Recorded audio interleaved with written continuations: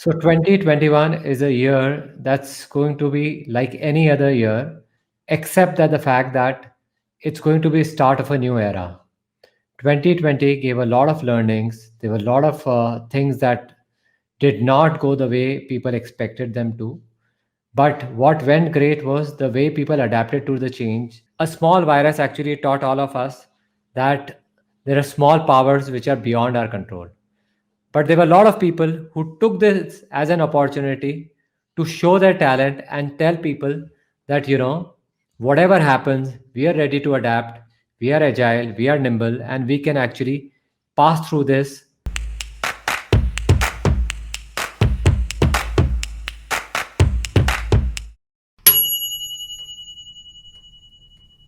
This is the year where we are going to restart and reboot our lives. We realized we could work from home. We realized we could work much more efficiently at home, and also we had a dedicated space where we would go take our work hours seriously. In 6 hours we could probably finish all our work sitting in a small corner in our house. We did not need to dress up, we did not need to get ready. I've been very active in thinking and writing what I feel is going to be happening in the next year. What I actually predicted in 2020 almost came true. 2020 saw 11 unicorns happening in India. Four or five of them were e-commerce platforms. One of them was edtech. Two, three were fintech. So basically, it clearly proves even the for the success of e-commerce to happen, there has to be a strong fintech supporting the e-commerce platform. Similarly, edtech, if it has to work or it has to monetize what it is doing, a strong fintech has to be there. That was a basic reason that I forecasted that 2020 is probably going to see all these rise. But behind or any of these successful startups, there has to be a fintech which kind of monetizes what they are doing. Eventually, every investor is looking for profits or turnover or transaction. Everything has to be supported by a fintech system. So if we look at 2020, it was a year of virus. Virus was number one search item. COVID-19 was number one search item on Google. So only industry that is going to take major advantage out of it is pharmaceutical industry. So pharmaceutical industry has a lot of new things that they need to work on right now. So I strongly believe that 2021 is the year of pharmaceutical industries. जैसे ही pharmaceutical industries चलेगी, इसके parallel बनाने वाली industries such as bottles, containers, chemical manufacturing, sanitisers and इसके ancillary जितनी भी हैं, they will also see a lot of growth. And it's simple because agar pharma chalegi, so these are parallel industries, they will run, they have to run. So pharma will be number one industry as far as growth is concerned. And if you look at the companies around the world, Bharat Biotech is probably the only indigenous manufactured vaccine that we have got. Not just that, but globally, this is the only vaccine that has been tried on kids. For all the vaccines, most manufacturing actually happens in India because India is a manufacturing hub for pharmaceutical ingredients. So it is very clear that pharmaceutical industry is going to go big, and a lot of startups should actually start looking at ancillaries or the products that these pharmaceutical industries are going to use and how they can make the life easier of pharmaceutical companies. 2020 was a year of edtech. EdTech saw major boom. A lot of people did courses. They decided, sitting at home doing nothing, instead let us learn something, get some certification which will add value to their CV. So EdTech saw a great boom. But eventually 2021, physical meetings coming in handy, your schools reopening, colleges reopening, institutes reopening, I think edtech is definitely going to fall. But at the same time, people have realized कि हम online करते हैं तो भी we are getting value. So it will fall, but there will be again a recovery and eventually it will come to a peak.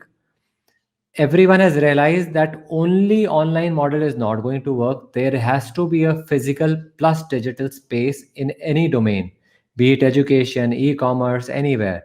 So phygital has to happen. That's why we probably saw this acquisition of Akash Institute by Byju's. So all these institutes with their digital and physical presence will take a strong growth. So all those people before 1 year who believed कि education has to be one on one physical now realize that बहुत सारी चीजें हैं, short hand courses and small things can be done at the comfort of home, learning at the comfort of home, discussing online can happen. So even big professors at Kellogg's or ISB and big institutes have started offering their online courses, realizing even in 2021 they're offering their courses online, which never used to happen because they always believed that with physical interaction only the education can happen. Now strongly believe that small courses or small learnings can happen at the comfort of home. During the lockdown, I also did a course from ISB about business expansion. So course के अंदर मुझे बहुत value मिली. Professor J was phenomenal, there was a huge learning, but एक बहुत बड़ी learning that I realised was that at the comfort of my home I could do a fantastic course from a great professor in a limited time. हम as a group course कर रहे थे, so there were group discussions, there were breakout groups, there were things that we had to discuss about businesses, economy in general. So it's a clear realization that hum at the comfort of our home can also do a lot of learning. And not just me, but I saw a lot of people in and around me जिन्होंने बहुत सारे courses किए. Some of the courses were live courses, the other were recorded courses. So recorded courses had that advantage कि आप कभी भी देख लो, कभी भी कर लो, कभी भी सीख लो, and you get a proper certification for it. And especially when you are paying something and to learn, I think उसकी value और भी ज़्यादा हो जाती है, because when you are going to an institute to learn something, you pay a fees in general. But यहाँ आप specific subject का स्पेसिफिक कोर्स सीखने के लिए फीस पे कर रहे हो. So I think it's very very relevant to you, and that's why you are actually taking out time and doing course like that. Not just work, but the way you entertain yourself. पूरा entertainment का system, everything changed. So we cannot go to cinemas, we cannot go to entertainment parks, we cannot go to play zones, cannot go to lounges. So the only source of entertainment that is possibly with us is OTT platforms. So all these OTT platforms provide you everything that you want to watch uninterrupted, without advertisements, without breaks, without disturbances, and above all, convenience at your time, your location, your place, whenever, however you want. Also, these OTT platforms gave a lot of people chance to show their expertise. Different genres of shows were played. Because it's a low cost thing, a lot of people could try and experiment with the shows. Also, big celebrities wanted to come down to OTT platform and do their movies or do their shows, only for the fact that people are not moving out. The source of entertainment has changed, and people are willing to pay for these OTT networks. They realize that these OTT networks are actually way higher value for money than what they had initially thought. Whatever said and done, this trend does not look to me that it is going to continue this way only. So again, everywhere that we talk about, there has to be a mix of physical and digital. Similarly, here, people will go out for entertainment sources, people will go out for physical recreations. At the same time, now they're hooked on to OTT platforms because of their convenience and choice. So actually you can watch the quality or the type or the genre of the show that you like to watch at your time. But at the same time, इसके अंदर वो predictive analytics भी है, so it shows what you really like.